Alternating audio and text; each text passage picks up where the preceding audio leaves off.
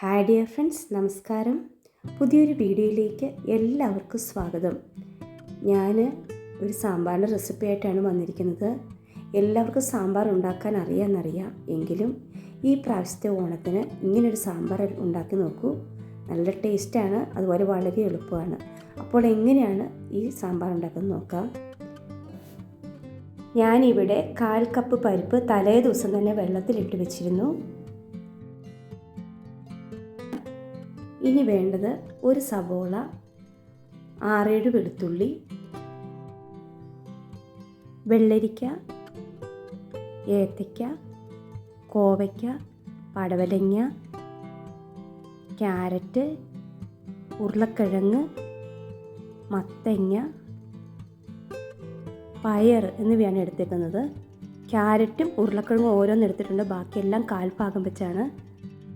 കത്തിരിക്ക, വെണ്ടയ്ക്ക, തക്കാളി, മുരിങ്ങക്ക എന്നിവ എടുത്തിട്ടുണ്ട്. മുരിങ്ങക്കയുടെ പകുതിയൊക്കെയാണ് എടുത്തിരിക്കുന്നത്. ഇനി ഒരു കുക്കർ എടുത്തതിലേക്ക് ഈ പരിപ്പ് ഇട്ട് കൊടുക്കാം. അതുപോലെ സവോളയും വെളുത്തുള്ളിയും കൂടി ഇട്ട് കൊടുക്കാം. അതുപോലെ എല്ലാ കഷ്ണങ്ങളും നമുക്കിതിലേക്ക് ചേർത്ത് കൊടുക്കാം. നിങ്ങൾ എൻ്റെ വീഡിയോ കണ്ടുകൊണ്ടിരിക്കുമ്പോൾ ലൈക്ക് ചെയ്തിട്ടില്ലെങ്കിൽ ലൈക്ക് ചെയ്യണേ. അതുപോലെ സബ്സ്ക്രൈബ് ചെയ്തിട്ടില്ലെങ്കിൽ പ്ലീസ് സബ്സ്ക്രൈബ് ചെയ്യണേ. മുരിങ്ങക്കായും വെണ്ടയ്ക്കായും ഒഴിച്ച് എല്ലാ കഷ്ണങ്ങളും ഇതിലേക്ക് ചേർത്ത് കൊടുക്കാം. ഒരു തക്കാളിയാണ് ഞാനിവിടെ എടുത്തിരിക്കുന്നത്. ഈ കറിവേപ്പിലയും കൂടി ഇട്ട് കൊടുക്കാം. ഇനി ഇതിലേക്ക് ആവശ്യമുള്ള പൊടികൾ ചേർത്ത് കൊടുക്കാം. 1/2 ടീസ്പൂൺ മഞ്ഞൾപ്പൊടി ചേർത്ത് കൊടുക്കാം. 1/2 ടീസ്പൂൺ മുളക് പൊടി ചേർത്ത് കൊടുക്കാം.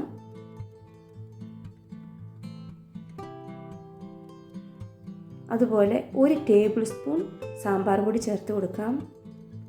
1/2 ടീസ്പൂൺ കായപ്പൊടി ചേർത്ത് കൊടുക്കാം. കായത്തിൻ്റെ കഷ്ണം ഉണ്ടെങ്കിൽ അതാണ് നല്ലത്. ആവശ്യമുള്ള ഉപ്പും കൂടി ചേർത്ത് കൊടുക്കാം. ഇനി ഇതിലേക്ക് ഈ കഷ്ണങ്ങളെല്ലാം നികക്കെ കിടക്കത്തക്ക വണ്ണം വെള്ളം ഒഴിച്ചു കൊടുക്കാം.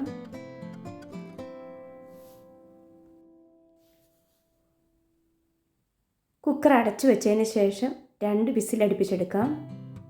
പരിപ്പൊക്കെ വെള്ളത്തിലിട്ട് വെച്ചുകൊണ്ട് പെട്ടെന്ന് തന്നെ വെന്ത് കിട്ടും.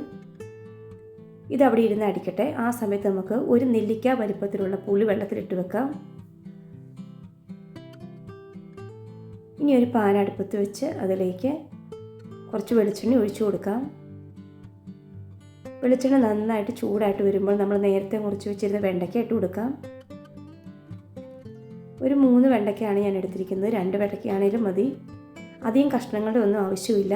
ഇത് ചെറുതായിട്ടൊന്ന് മൂത്ത് വരുമ്പോൾ മുരിങ്ങക്കായും കൂടി ചേർത്ത് കൊടുക്കാം. ഇത് സാമ്പാറിനകത്ത് കിടന്ന് അലുത്ത് പോകാതിരിക്കാനാണ് ഇതുപോലെ മുരിങ്ങക്കായും വെണ്ടയ്ക്കായും ഒന്ന് ചെറുതായിട്ടൊന്ന് മൂപ്പിച്ചെടുക്കുന്നത്.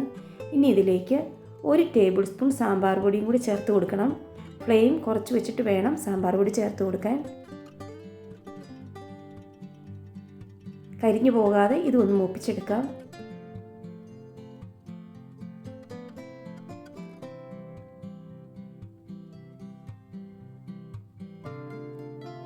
പൊടികൾ നന്നായി മൂത്ത് വരുമ്പോൾ എല്ലാം കൂടി ഒന്ന് ഇളക്കി നമുക്ക് ചേർത്തെടുക്കാം. അപ്പോഴേക്കും നമ്മുടെ സാമ്പാർ വെന്ത് വന്നിട്ടുണ്ട്.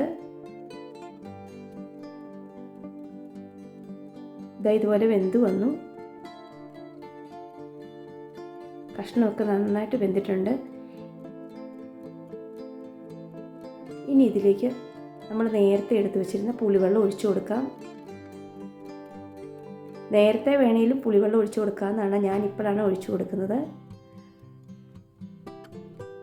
ഇനി ആ പൊടികളും മുരിങ്ങക്കായും വെണ്ടയ്ക്കായും എല്ലാം കൂടി ചേർത്ത് കൊടുക്കാം.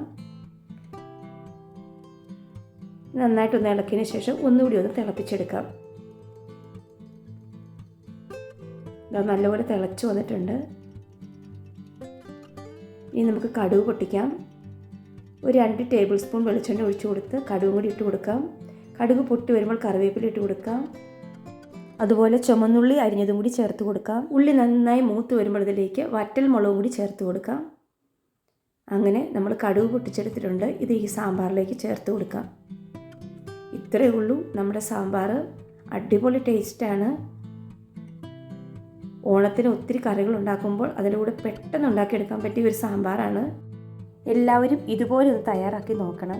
അപ്പോൾ ഇതുപോലെയുള്ള ചെറിയ ചെറിയ റെസിപ്പിയുമായി വീണ്ടും കാണാം.